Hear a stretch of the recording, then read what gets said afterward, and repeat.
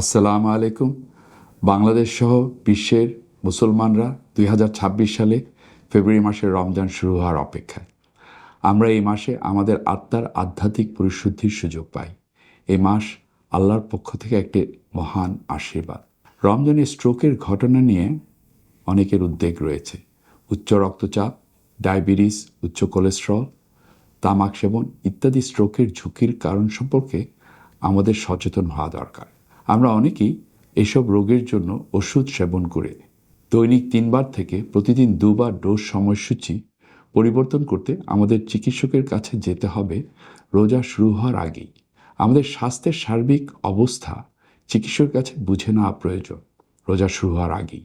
আমাদের সতর্কতা অবলম্বন করা দরকার যাতে সেহরি ও ইফতার এই দুটি খাবারের সময় আমাদের শরীর ভালোভাবে হাইড্রেটেড থাকে। ধীরে খাবার গ্রহণ করা, কম তৈলাক্ত খাবার খাওয়া, প্রচুর তাজা রঙিন শাকসবজি ও ফল গ্রহণ করা।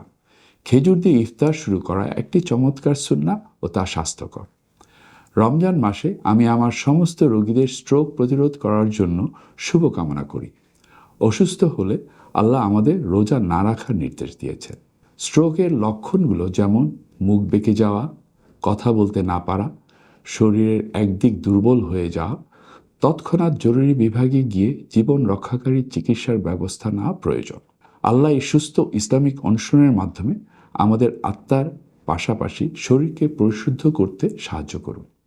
আরও জানায়, ইউনিকো হাসপাতালে আমরা সব ধরনের স্ট্রোক এবং সংশ্লিষ্ট জটিলতার যত্ন নিতে পারি। ইনশাআল্লাহ।